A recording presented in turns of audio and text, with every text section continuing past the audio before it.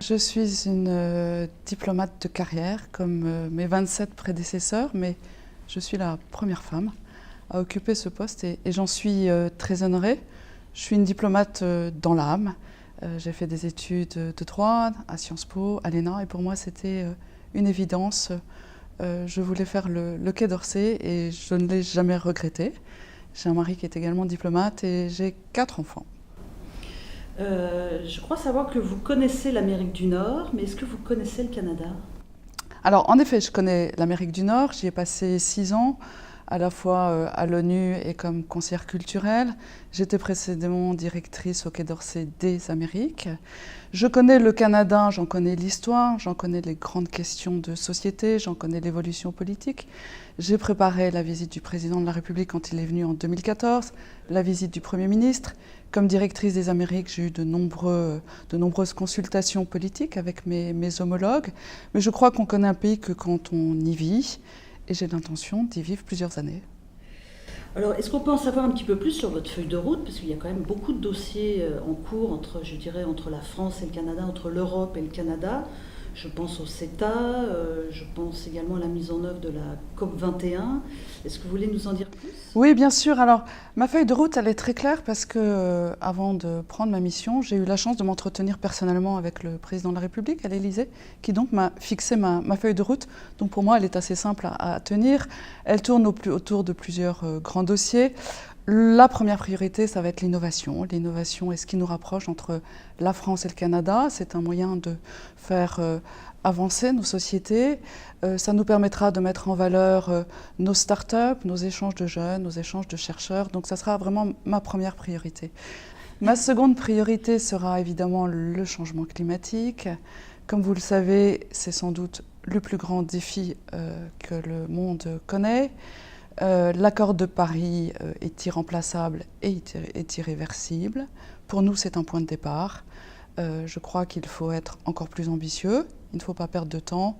Évidemment, nous arriverons à des résultats si nous pouvons avoir la coopération de tous les acteurs, les provinces, les États, les villes, les entreprises, les citoyens. Donc ce sera un axe central de ma mission. La troisième mission portera sur la mise en œuvre du CETA. Comme vous le savez, c'est un accord novateur. Il va permettre de développer des échanges entre le Canada et l'Europe et la France d'un point de vue commercial, mais aussi il va fixer des standards en matière d'environnement et de santé. Comme vous savez, le libre-échange suscite quelques inquiétudes en Europe, et c'est normal. La mise en œuvre de cet accord sera donc un test de la faisabilité de ces accords de libre-échange. Il va nous revenir de prouver que cet accord est bénéficiaire pour les Canadiens, pour les Européens, pour les Français. Donc ce sera ma mission que de surveiller le suivi de cette mise en œuvre de cet accord, parce que comme vous savez, il y a un travail de transposition qui va être très important. Et puis ce sera d'expliquer et d'accompagner aussi bien les entreprises françaises que les entreprises canadiennes.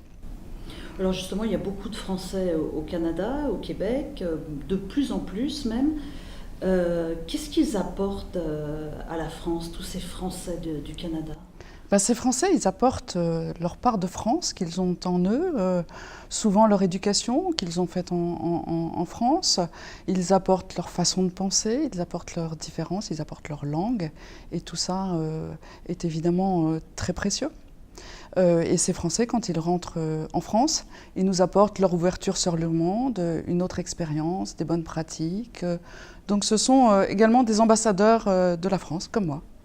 Est-ce que justement, dans le cadre du CETA, ces Français installés au Canada vont avoir un rôle spécifique, un rôle un petit peu de gens qui vont pousser un petit peu les échanges? Oui, bien sûr. Je crois que, vous savez, ces accords, on en parle beaucoup, mais ce qui est important, c'est de les faire, c'est de montrer aux gens qu'ils peuvent en tirer des bénéfices. Et donc, j'essaierai, moi, avec les Français, de construire ces success stories, de montrer que quand on est Français, on peut réussir au Canada, qu'il y a des opportunités. Et évidemment, ils ont tout leur rôle à jouer pour ces échanges entre les Français, les Européens et les Canadiens. Alors, je vais un petit peu focuser sur ces Français qui vivent ici, qui ont besoin de services consulaires. Il y a déjà des changements qui ont été apportés. Est-ce qu'on s'oriente vers des services consulaires un petit peu plus, je dirais, 2.0 ? Le numérique inonde nos vies, on ne peut plus vivre sans numérique. Et donc toute notre réflexion a consisté à se dire comment on saisit cette opportunité du numérique pour offrir un service aux Français de qualité et de proximité en ayant à cœur de simplifier notre système. Par exemple, vous voulez vous inscrire sur un registre consulaire, vous allez sur le site servicepublic.fr et vous pouvez vous inscrire en ligne. Aujourd'hui, quand vous demandez de renouveler votre passeport, avant il fallait comparaître 2 fois. Aujourd'hui, ce ne sera plus le cas puisque vous n'aurez à vous présenter qu'une fois en personne pour faire votre passeport. Donc tout ça s'inscrit dans un souci évidemment de simplification. Alors si je prends un petit peu le volet électoral, est-ce que également le vote par Internet qui est souhaité par nos compatriotes, est-ce que c'est un dossier sur lequel vous souhaitez également avancer ?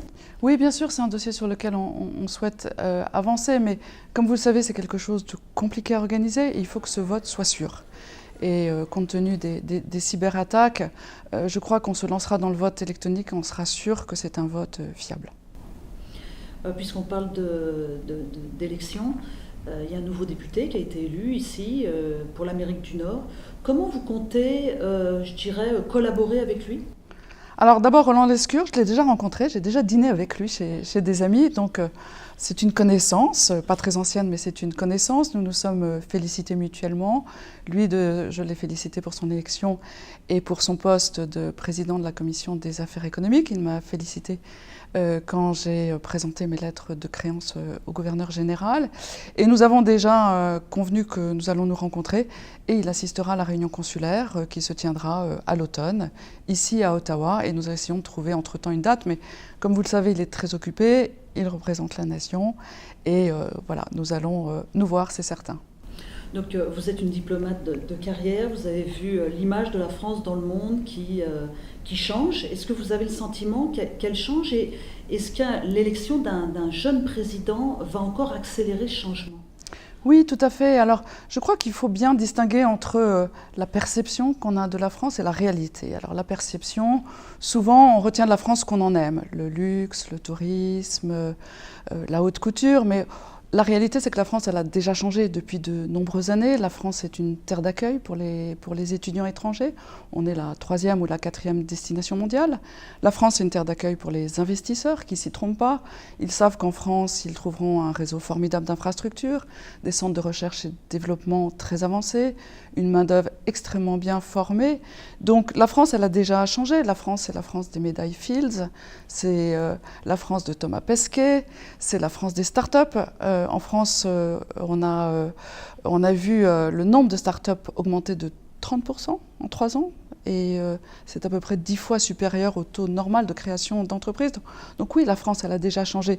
Qu'est-ce que change l'élection de M. Macron ? Alors évidemment, ça donne un coup de jeune, ça donne un coup d'énergie.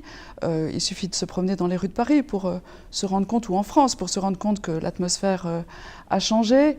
C'est sans doute une nouvelle façon de gouverner le pays. Et puis on voit à l'Assemblée nationale, par exemple, 39% des députés sont des femmes, donc oui, ça va être un changement. Par ailleurs, je pense que le président a compris qu'il fallait s'attaquer au dur et le premier dossier qu'il a saisi à bras-le-corps, c'est la réforme du Code du travail. Comme vous savez, c'est un dossier extrêmement important pour l'attractivité de la France et dans un contexte de Brexit, c'est évidemment la priorité. Est-ce que justement les nombreuses startups qui sont créées ici par des Français, je pense aussi à la French Tech, à Montréal, est-ce que ça aussi c'est un signal justement d'une France qui change à votre avis, c'est le Canada ? Oui, bien sûr, c'est une France qui change et si vous avez suivi l'actualité, la semaine dernière a été inaugurée la station F qui va être le plus grand incubateur peut-être du monde. En tout cas, 1000 startups devront y être accueillies et tout ça, c'est pas fait en un jour, c'est-à-dire que la station F, elle s'est ouverte parce qu'il y avait déjà tout ce vivier de start-up. J'en ai rencontré beaucoup, des start-upers, notamment aux États-Unis. Et c'est très intéressant, ils viennent souvent en Amérique du Nord parce que c'est un marché intéressant, parce qu'ils y trouvent des financements. Mais très souvent, leur centre de recherche et développement reste en France. Alors, on a un jeune président, puis ici un jeune Premier ministre. Est-ce que vous avez déjà eu l'occasion de nouer des contacts avec son gouvernement? Alors moi, j'ai encore eu la chance de voir déjà M. Trudeau et je lui ai été présentée puisque j'étais aux célébrations de la bataille de Vimy.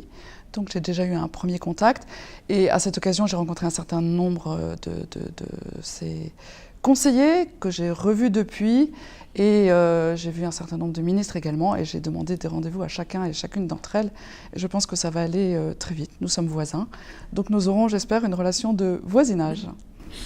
Est-ce qu'il y a des dossiers prioritaires qui vont retenir votre attention avec le gouvernement du Canada? Écoutez, il y a ma feuille de route, innovation, changement climatique, CETA. Il y aura évidemment la francophonie, qui est quelque chose qui ici est très, très vivace. Il y a une très forte demande d'apprentissage du français, donc ça sera aussi dans ma feuille de route.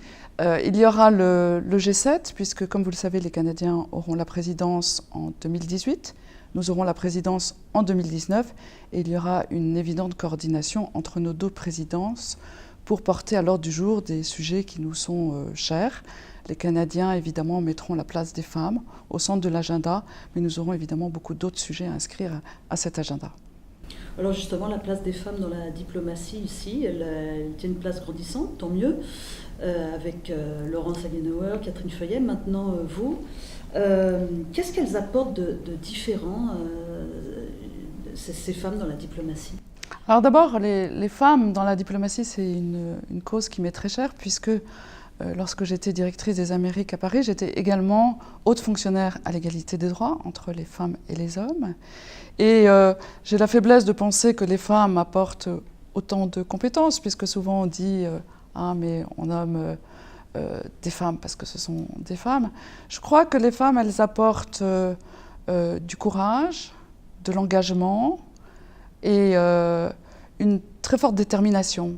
Par exemple, Simone Veil, on en a beaucoup parlé, elle vient de nous quitter, elle a apporté un courage extraordinaire, elle a fait preuve d'un courage extraordinaire pour défendre évidemment le droit des femmes, mais l'Europe de la paix. Plus récemment, Laurence Tubiana, qui était notre ambassadrice pour la COP 21, a fait preuve de courage, de détermination pour arriver à cet accord de Paris, et il en fallait. Les femmes au Quai d'Orsay, par exemple, nous avons une femme ambassadrice au Mali, nous avons une femme ambassadrice au Pakistan. Ce ne sont pas des pays réputés faciles. Nous avons une femme ambassadrice à l'OTAN. Donc oui, les femmes peuvent également parler de questions stratégiques et de questions militaires. Et à l'heure où je vous parle, nous sommes 4 femmes au G7. Il y a une femme au Royaume-Uni, une femme en Italie, une femme en Allemagne et moi-même au Canada. Donc les femmes apportent du courage, de l'engagement, de la détermination. Pour terminer, est-ce que vous allez visiter le Canada? Est-ce qu'il y a des spots qui ont déjà retenu votre attention à titre personnel? Oui, bien sûr, je vais visiter le Canada. Quand j'étais conseillère culturelle aux États-Unis, j'ai visité 40 États aux États-Unis, bien plus que la plupart des Américains. Et donc, je vais évidemment prendre mon bâton de pèlerin et j'ai prévu d'aller partout. Et je le ferai le plus rapidement possible. J'étais déjà la semaine dernière à Toronto, mais déjà mon calendrier est émaillé de rencontres avec les Canadiens. Et je crois que c'est ça qui fait la richesse de cette mission, c'est-à-dire pas simplement de rester à Ottawa, mais c'est d'aller à la rencontre des Canadiens et de toute leur communauté. En terminant, nous sommes le 14 juillet. Est-ce que vous avez un message pour nos compatriotes du Canada? Et c'est quoi le message du 14 juillet en 2017? Alors j'ai un message, d'abord un message d'amitié, parce que quand j'ai été nommée, j'ai reçu beaucoup de témoignages de Français sur mon compte Twitter, LinkedIn, qui m'ont félicité, qui m'ont accueilli, et ça j'ai trouvé que c'était formidable. Je serai évidemment leur ambassadrice à toutes et à tous. Et puis un message d'optimisme, d'opportunité. Je crois que jamais l'agenda franco-canadien n'a été aussi aligné, aussi riche. C'est une époque d'opportunité, donc c'est un message tout à fait positif pour tous les Français qui vivent, qui travaillent, qui étudient au Canada. Et donc en ce message de 14 juillet, c'est la liberté, l'égalité, la fraternité. Merci beaucoup, Madame l'ambassadrice. Merci à vous.